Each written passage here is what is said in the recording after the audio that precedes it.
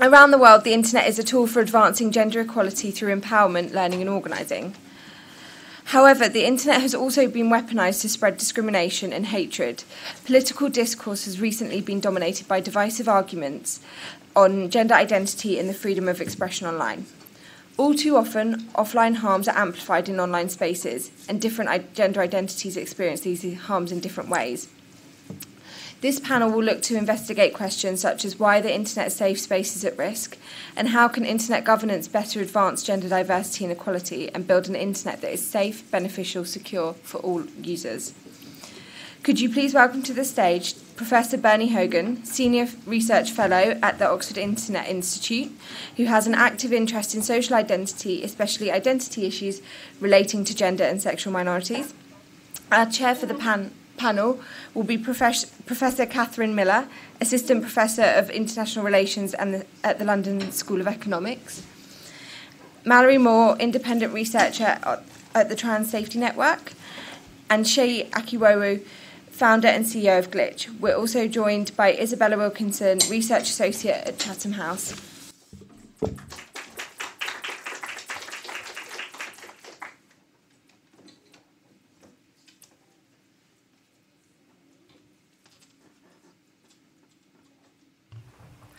Good afternoon. Thank you so much for joining us today, both here in person and online.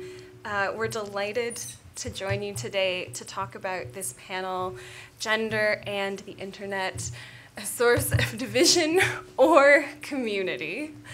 And what we've been asked to we've asked the panelists to think through, reflect on, and share their expertise with us today in their particular areas of passion, commitment, interest, and research, is discussing the following broad framing questions with a very open invitation for our speakers to take this in the direction that is of most interest to them, and hopefully then to engage in conversations with yourselves. And so the questions we'll be thinking about, at least initially today, is why are the internet safe spaces at risk? What has caused or allowed this to happen? Is the internet still capable of hosting truly safe spaces for people of all gender identities? Or has a culture of discrimination and hatred unfortunately become too normalized? Finally, of course, how can internet governance better advance gender diversity and equality and build an internet that is safe, beneficial, secure, and inclusive and supportive of all users? So again, thank you so much for joining us for this conversation today that I know is very close to all of our hearts and probably yours as well, and that we're working together to make sure is closer also to the heart of all of our policy and governance choices. And so with that reframing in mind, I am going to hand over to our first speaker, who will be Seyi Akiwowu, author, founder, and CEO of Glitch. Please go ahead. Thanks so much. Good afternoon, folks. As introduced, I'm Seyi. I'm the founder and CEO of a small organisation called Glitch. Glitch was founded in 2017 after my experience of online abuse, when I was then a politician for my sins. A video of a speech that I made at the European Parliament went viral, and that was my first encounter of the term misogynoir, the idea of racism and sexism combined to create a different form of discrimination that I was experiencing online. And then flash forward now, Glitch is a charity of 3 years with an amazing growing team that is dedicated and passionate about making our online spaces safer. So to your first question, is it possible for the internet to be truly safe? We believe so. We believe that there are these glitches. Some maybe 5 years ago was unintentional. Maybe some now I would say is there's more awareness of it, and there's like a willful ignorance about it. But there are these glitches in our internet that is stopping our online spaces, our social media platforms, our innovative tech tools from being safe for all. And we believe that the solution to addressing these glitches, so we can all benefit from the rapid advancement of online spaces and technology, is by centering Black women in the design of tech platforms. And there's lots of evidence for why centering the most minoritized in policy making works, in governance works. We see it in safeguarding, we see it in governance of schools. Again, for my sins, I was also a school governor. That stuff is hard. And when you center and think about not leaving one person behind, all children should be centered, kids with special educational needs and learning support, if you center them, then you can be sure that everybody is feeling safe online. And that's why we believe and we advocate for Black women to be at the center of this. And by centering Black women, we are essentially saying center intersectionality in your governance approach. Center those that may not be in the room, that when these tech platforms are being designed, those that may have multiple intersecting identities that cause diverse and new forms of harm. And at Glitch, we're so passionate about this. We've been campaigning for the UK proposed regulation, the online safety bill, to centre women and girls, because there were 262 pages before these new series of amendments. 262 pages, one of the first of its kind to regulate social media giants, did not mention women and girls once.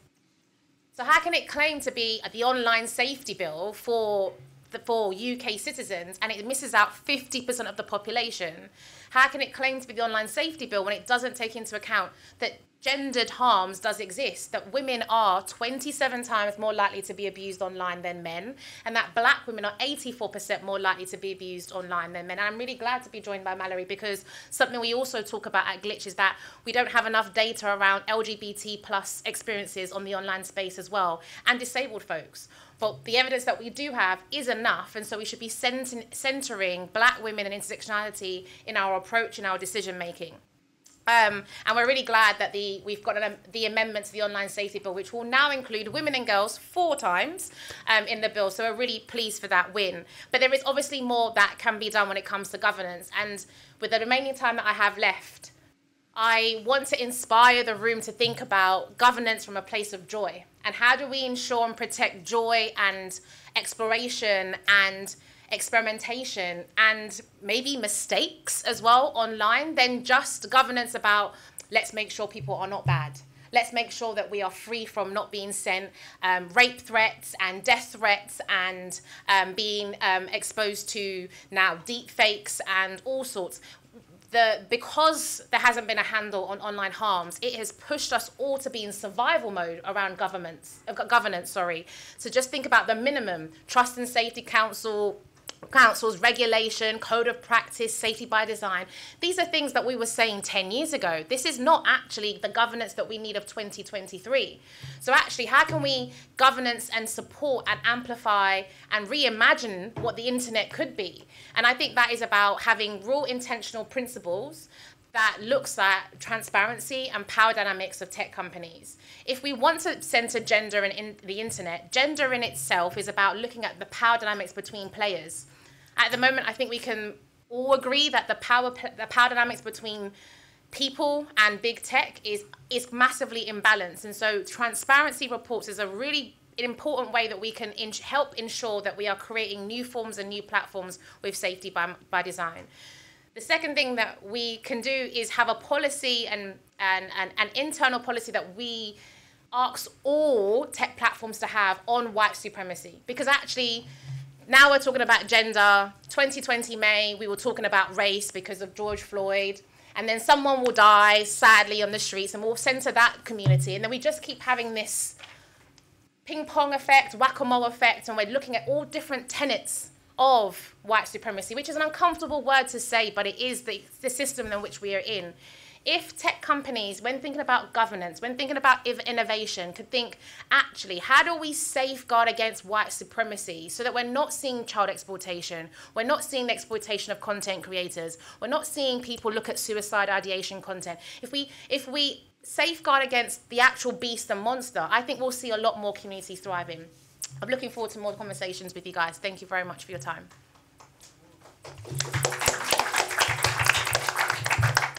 Brilliant. Thank you so much for sharing your thoughts and insights with us. And I am so struck by the idea that governance should involve joy. And I really just really appreciate that very much. And I also am very much looking forward to what our next speaker will share with us. So I will now hand over to Professor Bernie Hogan, who is Associate Professor at the Oxford and Internet Institute. Yes, please go ahead. Thank you very much for that. It's very kind. It's very gratifying to be able to speak. Oh, do I? Yes, it's very gratifying to be able to speak to such an audience here on this. I'm a sociologist and a computer scientist at the University of Oxford, the Oxford Internet Institute, where we do look at life online and policy. My work is focused, as was mentioned earlier, on matters of identity and how identity is represented online, having looked at how people in the Global South are being represented on Wikipedia, how women are being represented online in coding cultures or on crowdsourced platforms, and near and dear to my own heart is how queer communities are being represented online. I was told maybe you try to hit three things in 3 beats here, so I'm going to try for the 3 of them here in some order. The first one is an interest in mutual antagonism and how we are able to identify mutual antagonism as producing hostility and producing unsafe spaces. This is through and I think that we can identify in many examples, whether we go to subreddits, tweets, Facebook, of people defining a group boundary and then suggesting that those on the other side of that group boundary are speaking insincerely. We see accusations of the feminists as if it's a sort of an intersectionally, there's an instrumental group that are trying to do a hostile takeover, or that community, or the woke community. But on the other hand, it may be more challenging to think about other sides being considered as insincere, whether they are or not. And this would be, for example, people with naive questions, uncertain questions about, say, trans persons and health, about people of different cultures and different classes. How do we manage people whose opinions are uncertain or naive in such a way that we don't induce mutual hostility, push people into groups, call young men incels for having naive questions? How do we get back to an internet of joy where we appreciate others as being sincere actors in this space? And how do we seek out that sincerity? We have not focused so much on sincerity as we have on authenticity in this space. But in focusing on authenticity, that requires a real significant investment in what we believe to be the truth. While that is very important, it is always to be contested. And so we need to look to the nature of the questioning of that and see, are you questioning it from a sincere point of view? You misunderstand, people may be put out, or are you doing it from a cynical point of view where this is meant to sort of attack another side? And unfortunately, we see a significant amount of cynicism present in our communities. Identifying it is harder to identify than misinformation. People can use misinformation in a sincere way. We can tell jokes, do parodies, satirize, and see this as a form of political speech. But where it gets problematic is when we have people on the other side and not even seeing them as human even sometimes. So now, the second point, other than sincerity as opposed to authenticity, is where we think of people as being skeptical. And skeptical of this truth, and how do we manage this? We have already seen within a day accusations of insincere deployment of misinformation on threads, where subjective statements by politicians that we would probably disagree with were seen as misinformation. Now, what happens then is that communities take a hold of this. They say, look, see, these people are trying to police and regulate us, and it's really against us, and the woke mob are after us, for doing this. And what we have is a breakdown in an appreciation for the intentions of others. And in doing so, we might say, let's regulate Facebook, let's regulate Threads, let's regulate Twitter. But then people scatter, saying these spaces are not for me, and end up on 4chan, 8chan, Reddit, Discord, other spaces that they just push into and create hostile communities. Now, of those communities, that seems to be the most polarized or most split, the one that concerns me the most right now, and which I wanted to spend a little bit of time on with the time I have left, is communities concerning generative AI. And in a platform on gender and new technologies, I think it's absolutely crucial that we appreciate the gendered component of generative AI. Right now, there's 2 core sites where you can download models and then use prompts to render things with these models. You can say, Darth Vader tap dancing on the moon with Barack Obama, and depending on the quality of the model, it'll do a pretty decent image. But you can also say, young woman on a beach. You could say young woman on a beach wearing X, Y, or Z, which gets a little problematic, more than a little, than not just a young woman, but a specific woman. Emma Watson is very commonly used in these generative images. Emma Stone as well. If you go on to one of the 2 main sites right now for downloading these models, one is Hugging Face, which is a broad site for large language models, and the other is Civitai. On Civitai, virtually all, we're talking 95% of the trained models for generating images are of women and are of young women. This creates an entirely hostile climate for those who would want to participate in AI spaces, and makes people feel objectified, obviously, but not even objectified, more than that, threatened by its very nature as having no longer control, not of one's body, but of even one's likeness of one's body.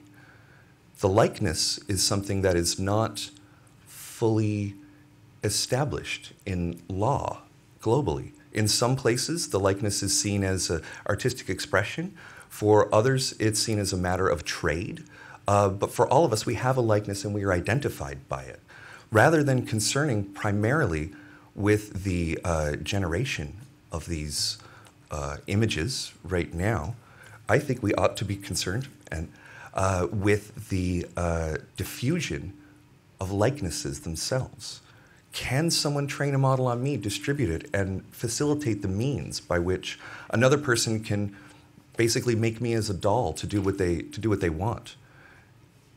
What's going to happen now that we have this, where you can train your own models on a very small number of images with consumer-level hardware, and have people terrorizing each other, particularly women being terrorized with synthetic or fake images of themselves? This technology is not in the future anymore, and the legal jurisdictions for articulating who is allowed to invoke the likeness of who and under what circumstance is ambiguous. But it should be resolved, because it is a very obvious and very serious example of how we're going to see technology generate and amplify harm. And I would hope that we can consider that in the future in terms of where we are regulating who gets to distribute what likeness to whom, and not just whether it's fake or real. We know it's fake, but whether it's hurtful or not. And hopefully, if we can avoid these hurts, we can get back to something more joyful. Thank you.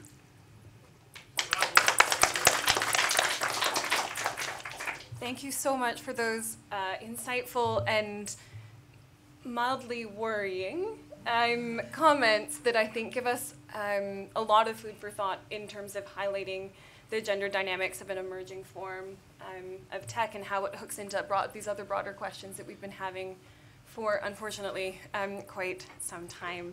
I am now delighted to hand over to our next speaker.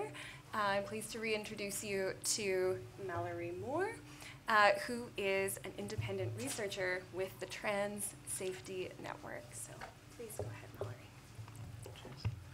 Hi, so I'm a researcher with Trans Safety Network. I'll talk a little bit more about what we do, and I just wanted to say I'm really grateful for the comments earlier, and for what you said about the importance of intersectionality. I'm going to focus quite a lot on the specific harms that are happening to trans people right now, because I think Trans Safety Network's possibly the only body in the UK doing research on it, and we're a largely volunteer-run organisation, and I just want to illustrate some of that because it sometimes goes missing otherwise. So For many trans and gender diverse people, the internet's the first place that we are safe to explore and express our gender identities. This can be for many reasons. It could be concerns about discrimination in our workplace or in our place of education. It can include fear of difficulties in the home and potentially even a risk of domestic abuse from those closest to us.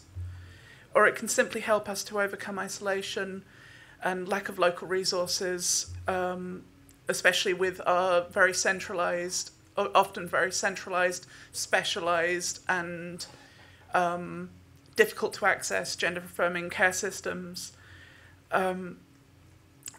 Further still, we use the internet to access educational resources and learn about safer sex practices. Something that's often increasingly difficult as there are mounting media attacks on even using terminology in ways that are inclusive of trans people and that trans people feel comfortable with. So there's these growing attacks on even the idea of a service that exists that doesn't actively drive trans people away from using it in terms of sexual health, reproductive medicine. Trans men are often find themselves uncomfortable accessing services where they are pregnant, for instance, or where they might be at risk of cervical cancer and they need smear testing, or all these sorts of other things. So the internet is the space where, as a very small minority of the population, we are able to find each other, to give each other information that's not available through mainstream services, and that the information being available is attacked daily in the national press, to help educate each other, educate ourselves, to organise each other, to give each other peer support, and to create these networks that are fundamental for trans survival. This first brush with trans identity exploration that so many trans people go through and the risks which make online safety so important are a microcosm of some of the currently significant challenges we face more widely in terms of internet regulation, digital citizenship, and ownership of online space. It's not just a space for personal exploration and self-actualization. It's a space that allows connections with like-minded people so that we're able to organize to defend our civil rights and to advance advance trans liberation as part of like an intersecting movement alongside feminism and other struggles. My organisation, Trans Safety Network, is made of trans people spread across England and Wales. The first few members, we weren't even in the same cities as each other. We met online through a shared interest in the attacks that we're facing collectively. We connect online, again, to researchers on multiple other continents, people in Latin America, people in North America, people in China, other people who are facing attacks as part of a transnational movement against trans people, against sexual and reproductive rights, widely known as the anti-gender movement. We document harms to the trans community in the UK. We share threat patterns that are happening in the UK with other researchers internationally. We publish information that's then of use to allied campaigners, social workers, safeguarding professionals, and so on, to use the resources we produce to reduce anti-trans harm. It's not an exaggeration to say that we couldn't do this without internet resources. The entire thing happens online. It is an absolutely core survival resource, a basic utility for anything that we do. And at the same time, we're facing a handful of quite significant threats to online safety that's necessary for our work and the work of other human rights defenders that are engaged in it with us. Many will be aware of the deterioration in safety, for instance, for trans people and other constituencies on the world's biggest mass participation forum, Twitter. This followed it being bought out by a billionaire who has a particular personal antipathy towards trans people and on many other issues as well. The ownership of these key public spaces by unaccountable wealth puts everyone at risk of the caprices of our digital landlords. There's no two ways about this. His activities during the Twitter Leaks media event, which he staged, make it seem likely that he is willing to give journalists and activists and other groups access to underlying platform information and private messages and so on. Which brings us to a set of significant concerns we face as trans safety researchers. Current legislation proposes in the UK to approach the question of safety by mitigating anonymity. It's assumed that the main threat to safety online is not from the powerful institutions responsible for maintaining the internet, or even the celebrity demagogues who routinely, in their own names, single out not members of the public, but individual trans people, nobodies, who are going about their daily business and then launch to audiences of millions of fans of these celebrity anti-rights figures in order to target them for attacks. By far the most extensive form of attack on trans people online is doxing, collating personal information gathered about a person, publishing it in a location that can cause them harm. Because trans people are overrepresented in sex work online and off, this routinely includes widespread targeting of trans adult content producers, full-service sex workers, through a mixture of revenge porn attacks, stalking them at their and targeting them at the non-adult industry workplaces, educational institutions and so on, forcing them out of white market, like standard industries, keeping them confined and having reduced choices about how they keep themselves safe. In addition, efforts to mandate automatic detection and censorship of illegal or harmful content often end up targeting minority groups, and this has also been flagged by platform owners as a risk to private messaging security. We engage, Trans Safety Network, engage with a range of vulnerable people affected by anti-trans harm on a regular basis. Some of these people live in jurisdictions where the government themselves are outright openly hostile to trans people. The idea of weakening these communication links that are allowed by private messaging within many social media services puts those people at risk because we can't keep their communications safe, potentially, and that's disastrous.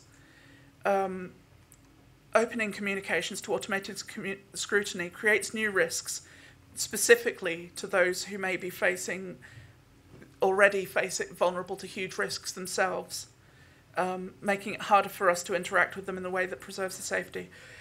We've also seen recently how unmasking efforts and this is relating to real-world non-internet spaces and how that interacts with online spaces. Unmasking efforts as a result of police orders that have happened at protests in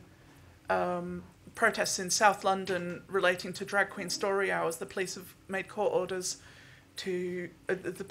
orders to stop people from wearing masks, and the upshot of this is that again these right-wing actors specifically target people who have uncovered faces, who are just trying to defend their own communities, the LGBT community events, from violent right-wing actors, and to attack them.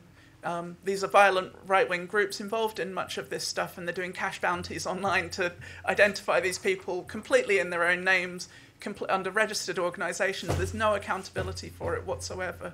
The dangers of de-anonymizing, particularly people from minorities, especially when when the police and the government aren't on the side of a minority group, is really dangerous, even in a liberal democracy like the United Kingdom. It's crucial for trans people and everyone that social media users have the ability to control online spaces that they are stakeholders in. For internet spaces to be safe without discrimination, it's key that regulations don't assume the goodwill of the government or of the platform owners, and that the underlying technologies are architected to defend the rights of users by default. It's only through a degree of ownership over our data, how we choose to associate and interact online, and being given the tools to defend ourselves from actors that aim to cause harm, that we were able to create the safe spaces that we need.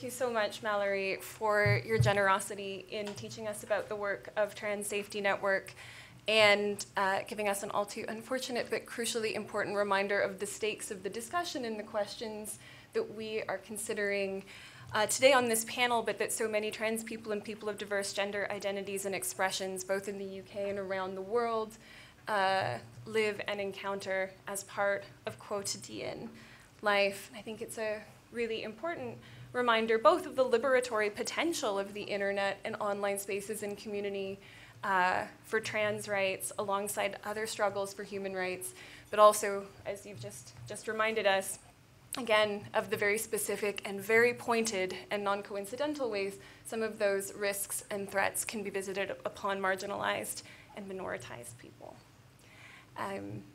Following on from that, I am going to hand over to our final panelist, Isabella Wilkinson, who is a research associate in international security at Chatham House.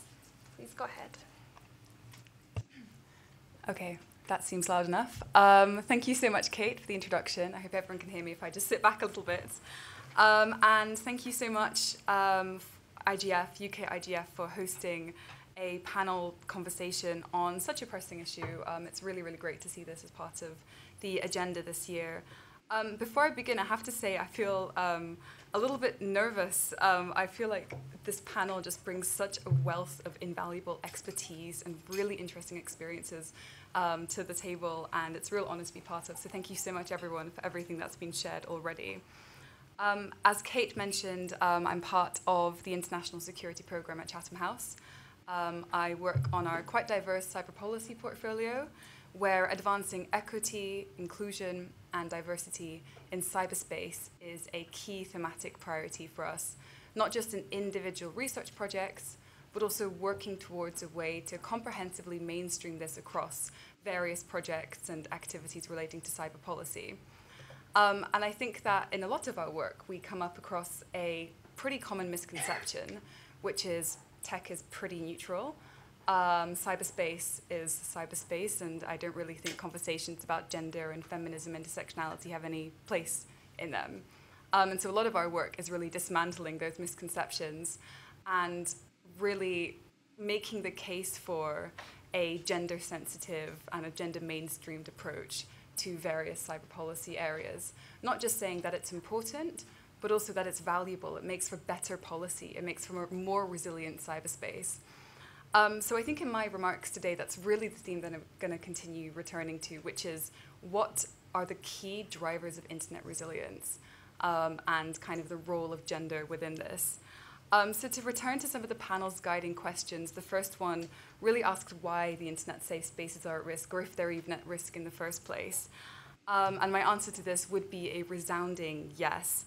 In recent years, in my research, and I'm sure in all of our research and activities, we've witnessed an absolute explosion in the diversity of gendered cyber harms and the gendered impact of cybercrime against the threat landscape, which is evolving too quickly and often too disruptively for policy, legislation, regulation, even awareness to keep up with, right? So we've got this gap in awareness, we have a gap in operationalization. Some examples of gendered cyber harms which are really making the headlines and also really concerning policymakers, practitioners, academics would be examples that I think the panel has definitely touched on. Hacking social media profiles, which in itself have specific kind of gendered impacts for example, women, maybe sex workers, minoritized groups. The non-consensual sharing of intimate images as well, which I know is a real topic of conversation among UK policy circles at the moment. But also maybe some examples of cyber harms which maybe people wouldn't make the initial connection between. And what I mean by that is, you know, we see ransomware cyber attacks making the headlines all the time. And a lot of the time, and I'm returning to the first misconception I noticed, people don't realize that this might have specific gendered impacts. So when we're talking about gendered cyber harms, of course, we should be speaking about things like hacking social media accounts, or, you know, child sexual abuse and exploitation material online, and, you know, the non-consensual sharing of intimate images. But we should also be considering other types of cybercrimes and cyber incidents, which carry specific direct and indirect gendered risks. So what I mean by that, by, for example, a ransomware cyber attack on a piece of critical national infrastructure. If we think about a ransomware cyber attack, that might be on a hospital. Sensitive patient data and personal information could be encrypted, it could be leaked on the dark web. This carries risks for everyone involved, but it carries specific gendered harms for women, minoritized groups, members of the LGBTQ+ community, particularly people who are trans. So I think it's really important to kind of adopt a holistic approach. We see an explosion of gendered cyber harms, but we need to kind of adopt a comprehensive approach to kind of what these cyber harms are, what the impacts are. A key enabling factor, I think, for this explosion of gendered cyber risks, obviously, is this, I keep saying explosion, but I really mean it, explosion in the diversity of criminal actors, technologies, victimization, kind of mechanics of victimization. But a key enabling factor, I think, are these blind spots in policy and governance and regulation. A lot of really good policies designed to protect safe spaces online, designed to prevent and combat cybercrime, are gender blind, which immediately creates this blind spot, right? And it returns to what I said before. Good policies center the needs, priorities, voices of minoritized groups, and I think it makes for more resilient anti-cybercrime policy more generally. And I think it'll be great to discuss as a panel, steps to kind of close that gap in awareness any deficiencies in kind of policies that are, aiming to combat cybercrime but aren't really addressing the gender dimension of that at all points of the cybercrime life cycle. I know that I sound quite pessimistic, and so I think I'm going to try to wrap up my remarks by addressing the second guiding question of the panel, which is to say, I think the internet is capable of protecting safe spaces. And I know that I'm really tying in conversations on cybercrime resilience into the conversation on safe spaces. But that's precisely because I see building anti-cybercrime capacity in a gender-sensitive way as a key enabling factor to protect these safe spaces and safeguard them for us today and also for future generations and users and non-users of the internet and all diversity of gender identities. And I think that on multiple levels, we're seeing a lot of really positive moves towards adopting a more gender-sensitive approach to anti-cybercrime measures, internet governance, and related fields. On the international level, the UN has a new convention that they're currently negotiating. Kate's smiling because we do a lot of thinking and talking about this. And really, for one of the first times in such a forum, conversations about gender mainstreaming across the provisions on criminalization are gaining momentum and gaining ground. And so you can see, even in an international, UN setting, a jump from, okay, we're raising awareness about this, we're coming to, common terminology about this, to actually, what would this mean in a treaty text? And what would this mean for, almost leveling up different provisions included? For example, how can we make provisions on criminalization stronger with a gender perspective? And of course, I think the landscape is not without its barriers, but it's really, really exciting to see that. So that's something that I'm somewhat excited about on the international level. On the national level, I mean, as Shay mentioned, it is brilliant to see gendered considerations in the online safety bill, and I'm sure there's a bunch of other national initiatives that we can discuss in the Q&A. But I think that, taking this outside of policy circles and a little bit more towards the practitioner side, there's a lot of really interesting research and thinking on how to kind of close that gap between awareness and operationalization in the cyber capacity building community. Because I think at the end of the day, it's great to have conversations about gender mainstreaming, internet governance, cybercrime policymaking, but we do need to kind of build skills, awareness, and capacity with policymakers and practitioners, so moving beyond building understanding to actually building those skills.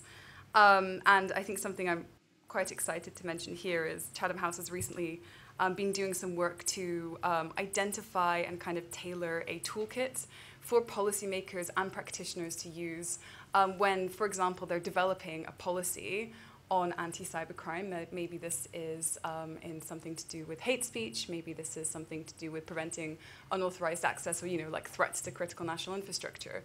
And so this toolkit basically walks the toolkit user, ideally policymakers and shapers, practitioners, through the steps that they need to go through in order to integrate a gender perspective at various levels. So, for example, establishing a policy enabler who's going to fight for that policy in various like institutions and government.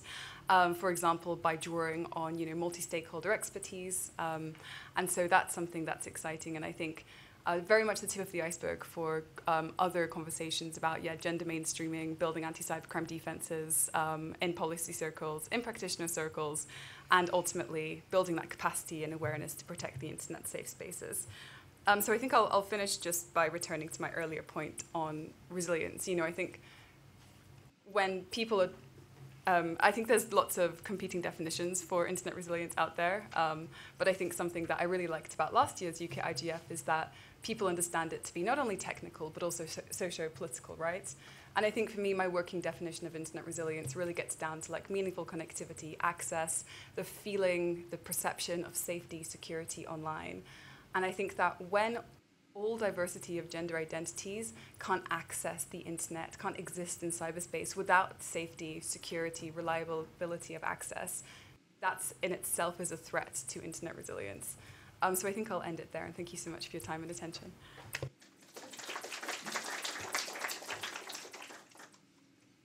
Outstanding. Thank you so much, Isabella, for sharing your thoughts and your expertise with us, and I think really artfully drawing together a range of areas of cybersecurity, internet governance, policy, and practice that I think too often are seen by policymakers, occasionally some practitioners, as disparate or unconnected and sometimes hierarchicalized, often through the perpetuation of this gender neutral that is secretly gender blind and intersectionality blind lens that you were just so carefully outlining for us. I appreciate that very much. Friends, it is now your turn to ask any questions that may have sprung to mind over the course of the panel.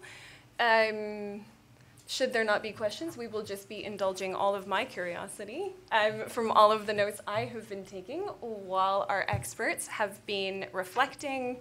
But I will now turn the floor open for questions, reminding everyone, of course, in the spirit of feminist discussion and consideration, that we're always approaching questions, of course, as I know in this space, with inclusivity, openness, and curiosity.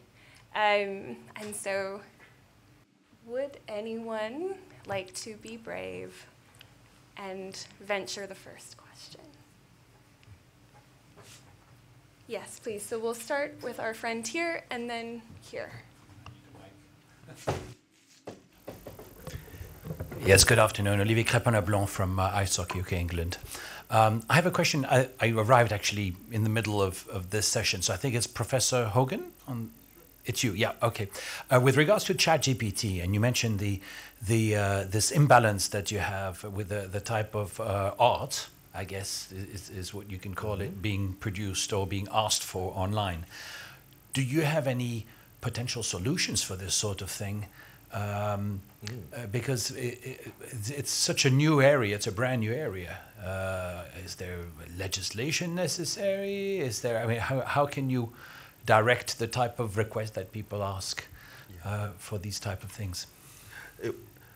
Thank you for that. Can I take one more question? Sure. Oh, yes, please. Sorry, apologies, friends. I'm just going to take another question, then we'll do a couple at a time. Thank you so much for introducing yourself. Please, subsequent participants do so as well. I think our friend in the back had a question as well. Hi, everyone. James Shives here from Chatham House. Question on data markets, really. It's like we know that a lot of data markets use very simplistic versions of gender and other identities to segregate, to categorize, and ultimately to sell. And this data is also used by governments as well. What would be, especially transnationally, what would be your recommendations or suggestions for how to improve or constrain these markets? Okay, so just, like a really small, super simple to resolve question from James from Chatham House. Any other questions? Not for the moment? Brilliant, okay. So I will hand over to the panel, but with a brief addendum of my own, which is to expand on this question and invite the panelists to reflect on any sort of, with air quotes, practical solutions or concrete suggestions they may have about addressing the forms of gendered and intersectional insecurity that they drew our attention to within their own comments. So, and then if it's all right, we'll just sort of go down the table in this direction, if you don't mind beginning. Sure. Perfect. Thank you so much. Thank you. Regarding the data markets, I'll take a pass on that one to spend a little bit of time on the AI issue right here. ChatGPT has been a very awakening sort of experience for a lot of people who hadn't yet experienced the inferential power of artificial intelligence. It really is quite impressive at inference. It is slightly different than the AI tools that I was considering with respect to imagery. But because in imagery, I think it's a little easier, at the moment at least, to identify intentionality. And so that which comes out the other side, back to my sort of shtick on sincerity, we can see whether it's a sincere or insincere representation of someone, whether it's a misrepresentation. With LLMs, because of their inferential capacities, we can't make any such guarantees. To that end, I am begrudgingly with OpenAI on the imperatives of reinforcement learning, human reinforcement learning, and forms of considerate interrogation that account for diverse perspectives and populations before these systems are released in any commercial or mission-critical framework. Because we can't build in a specific intentionality to an LLM, we have to train in that, which will involve sort of guiding it thereafter. There ought to be ways in which we account for or audit such algorithms for that. That is not going to be the case for personal or private use of LLMs, because the technology does facilitate the possibility for people to train in anything they want, any sorts of language, any sorts of text, and try to see what the inference happens out of that. However, when then fed back into a socio-technical system, I think we have to do that responsibly and not merely just say, you can talk to it, therefore it's good. We have already had examples of people manipulated, and particularly from a gendered point of view, here exploited through either their invocation as a personality or being sort of taken in by virtual girlfriends or something of that nature. And so I think we really have to be much more mindful about what we expect out of these LLMs in the future, and come up with at least a series of standards for expectations of common decency that we can cross-check the LLMs before they're put in a future system. The EU has gone some way to that, but I don't know what the sweet spot is, but I will say that that's my direction. Thank you. So with respect to regulation of generative AI, I guess my perspective on it is that currently the attacks trans people are facing are much more prosaic and not particularly dealt with well through revenge porn, which tends to not really deal with people who have disclosed images through sex work in the same way. It doesn't deal with those in the same way as in intimate images shared with a partner. And the upshot of that is like systematic discrimination against trans people and other groups of people who are disproportionately represented in the sex industry.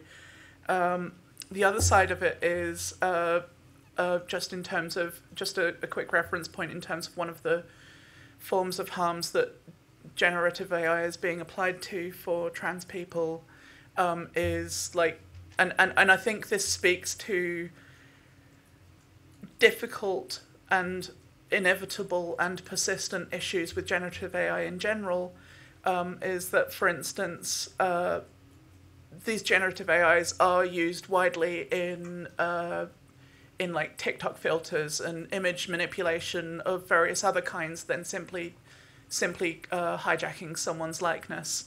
So one of the most common ways that that's abused online on social media is trans people being gender swapped hostilely by transphobic actors in order to shame them and say, this is what you really look like. And this is obviously psychologically really painful for trans people to be confronted with. Evidently, this is an artificial image of a person that doesn't exist, but looks like them. But nevertheless, they're being confronted with they're being confronted with ways of degendering them, attacking them on a point that's particularly sensitive for them personally. And yeah, I think the issues with generative AI go far beyond simply cloning people's likenesses, and the creative unpleasantries are pretty much boundless, and I don't know where you start regulating that. In terms of data markets, my big comment would be people are concerned about data markets. They're right to be concerned about data markets, but the other side of it is also cross-platform ownership, for where you've got things like Threads and Instagram and Facebook that are all owned by Meta, or any other cross-platform linkage, which is a rapid accelerator of doxing efforts, because the same accounts are shared across multiple platforms, and that's how you find out someone's identity, because they shared one piece of information one place, another piece of information another place. These pieces of information were safe to share at different locations, but put together you get someone's address, that kind of thing. So I think it's more than just data markets. I think it's about how flows of data are shared between different ostensibly to the end user, different entities that are really the same entity underneath as well. Thanks so much. So again, for my sins, I sat on, and it was briefly mentioned, Twitter's Trust and Safety Council for a good few years, and I can't believe I'm wishing for Jack Dorsey back, but I am. And until Elon Musk disbanded it, there's that, along with sitting on TikTok's Trust and Safety. I've been thinking a lot about what does practical regulation look like, because sitting on the activist advocacy side, it's all good to say we want this, and this, but then when you go and see how tech platforms work, how they are scaling so quickly and across different markets, you can see the practical frictions. Doesn't mean it's impossible, and I think they lean too much into how hard it is. It's because I don't have enough women in the room. That they, I'm more sympathetic with the considerations that needs to be made, and then I'm also. Because I also feel like sometimes history is repeating itself. So with TikTok's being a second generation platform versus a platform like Twitter, I feel like some learning has definitely been made by TikTok. But I think alternative platforms, second generation platforms are still repeating the same mistakes. So I'm always resistant to wanting to solve ChatGPT and solve this new form of harm. Like, how do we really think about a principle? So to the question around data markets, I think there's a principle around consent that we need across, no matter what platform, what tech, whatever it is. I think we need to talk about consent. And I think we have a problem with consent offline, so it translates online. If you don't respect women's bodily autonomy around healthcare offline, you're definitely not going to respect it online. And that's why you see things like deepfakes, which was an issue before ChatGPT, but because ChatGPT can impact men more than women, whereas deepfakes has been disproportionately impacting women, we've completely missed that conversation, and we've completely missed how generative AI was used to take a photo of a woman and then nudify it on apps. And that someone has created that, and there's now a demand for that. So we've completely missed the conversation. And jump to ChatGPT. So actually, how do we zoom out? Because I also think, and this is where I do sound a little bit like a conspiracist, I do think the whole ChatGPT smokes and mirrors. I think it's all been amplified to distract us from something else, like Threads, for example. That just came that has come up out of nowhere. We haven't had time to see actually the pros and cons of that type of platform. So I actually think that the whole thing smokes and mirrors. But consent. We have a problem with consent in this country. We have poor sexual education in schools. We have poor respect for people's bodily autonomies. Look how hard it was for the UK to get on side with wash your hands for 20 seconds, wear a face mask. We were the first ones to take away our face masks. There are still many countries that are embracing face masks. We have a problem with consent and social distancing. And I'm making light of it because it's quite a depressing conversation. But it's true. And I think if we start thinking about how do we respect someone's right of existence existence? How do we respect someone's autonomy and therefore by extension their data? I think a lot of these things would be solved and not get pulled into what I feel is whack-a-mole. And I think that then links to respecting consent, links to respecting and humanizing people. And I think what we're seeing with the attacks on trans communities, black women, all of this dehumanizing language, we're now seeing dehumanizing images. So I'm now concerned about generative AI, meaning that when you type in or search the word black, are you going to see things like monkeys, people who are slaves, mammies, all of those stereotypes that we have for so long tried to educate people around, where now it now feels like we're going back. So a principle I think we should embrace in terms of governance is consent. I think to fund a lot of this work, I think that's been a conversation that we haven't had yet. I think to fund a lot of this work around governance, accountability, policies, also training people who are online, and as rightly said by Mallory, don't have parliamentary police officers to support them with reporting abuse, who are your everyday people online. I think we should tax tech companies, and we currently are through something called the digital services tax. And I think a percentage of that, 10%, I'm not asking for a lot, 10% should be ring-fenced for things around education, things around public education, you know, getting soaps to start doing storylines around digital citizenship education. Wouldn't that be great? Like we saw when it came to drink and driving, that was a public health problem. So the Labour government at the time invested in public education around drink and driving. How can we have that same public education when it comes to digital citizenship and around how everyday users can hold platforms to account? Taxing tech companies as well, and I'll end on this, can also make sure that we are redistributing some of the wealth and the power imbalance, because we can't keep up. Like I said, I think the ChatGPT thing is all smokes and mirrors. At the same time, Elon Musk is now threatening to sue researchers with API access to platforms, meaning the little window that we saw into how bad Twitter was, that gave us an insight into how bad Meta was, we are losing by the day. And so having a funded and ring-fenced and protected amount of money would mean that we can continuously stay on top of the new forms of harms and new bad actors that are forming in the new patterns and the grooming, which we haven't even had time to talk about, that is happening and is going to happen as we have a cost of living crisis. Crime doesn't just go up offline, it will go up online. Thank you so much. Please go ahead.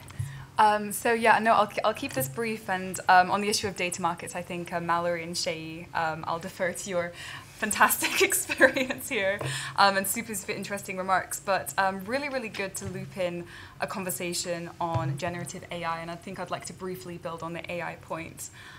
We know that AI and advancements in AI are going to have an incredibly disruptive impact on disinformation and influence operations. And it's pretty well established in the field that disinformation and influence operations has quite a concerning gender dimension.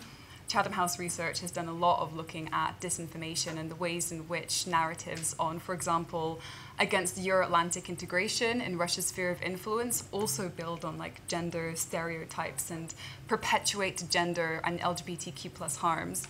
And so when we're looking at the potential, scalar effect of generative AI on disinformation, it's really, really important to apply a gender lens and think about, okay, well, what does this mean for, cybercrime? What does it mean for like hate speech and harassment of women and minoritized groups online?